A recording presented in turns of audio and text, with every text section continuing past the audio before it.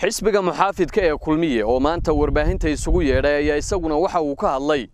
mowqafka xisbigooda ee ku aadan go'aankii maalintii shalay ay soo saareen guddidii dhexdhexaadinaysay xisbiyada mucaaradka iyo xukuumadda guddidaasi oo dhowr jeer xisbiga kulmiye ay kulan la qaateen ayaa waxa uu hadlay xisbiga kulmiye gudoomiye ku-xigeenka koowaad ee xisbigaasi isla markaasina wasiirka arrimaha gudaha Soomaaliland Maxamed Kaahin Axmed waxaana uu wasiirku sheegay in ay guddidaasi dhexdhexaadinaysay go'aamada ay soo saareen uu xisbiga kulmiye uu ku raacsan yahay isla markaasina uu si mugle u soo dhaweynayo guddida dhexdhexaadintu waa odayaal ixtiraam bay leeyihiin qaraar bay soo saareen qaraarka ay soo saareen 5 qodob buu ka kooban yahay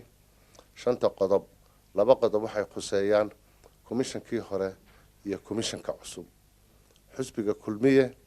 waxa uu si buuxda u taageerayaa qaraarka ay soo saareen waxa kale oo uu taageerayaa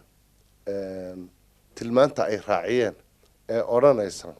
waxa loo marayaa ama waxa loo raacayaa dariiqa sharciyada dalka waayo komishanka cusub qaraarka ay ka soo jeediyeen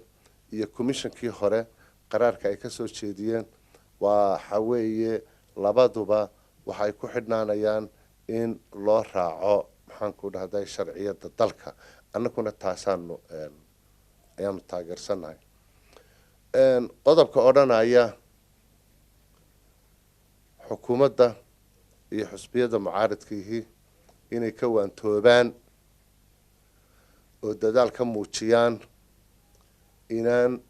mas'uuliyadooda iyo hadaladooda iyo curfigoodu inaanu noqonin qaar keeni kara inay nabadgelyada qaranka dhaawacdo ummadda reer Soomaaliland waxaan u sheegayaa aniga ku hadlaya magaca xisbiga kulmiye in xisbiga kulmiye mar walba uu taageersan yahay inaanu mas'uuliyadihiisa xisbiga ee heerarka kala duwan ilaa heerarka u sareeya ilaa heerka u hooseeya aanay ku hadlin curfi keeni kara dhaawac umadeed aad iyo aad buu qodobka u taageerayaa wuxuu ballan qaadayaa cid walba u ballan qaadayaa ummadda u ballan qaadayaa bulshada caalamka u ballan qaadayaa in xisbiga kulmiye uu diyaar u yahay inaan haba yaraatee wax hadala oo xanaf leh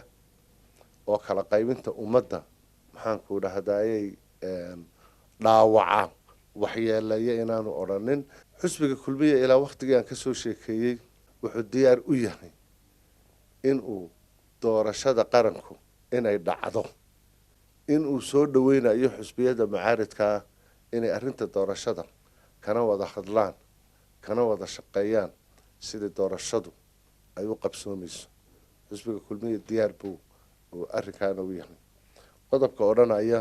arrinta guurtida iyo muddadeeda waanigii sheegay golaha guurtidu qodob dastuuriya baa u ogolaanaya in xilliyada ay suuro geli weydo in doorashadii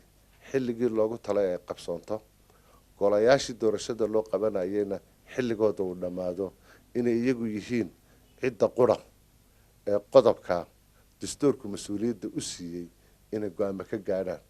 Saciid Aadan Jaamac telefishan Koon Cable Hargeysa adeega cusub ee shirkadda Dahabshiil iyo Dahab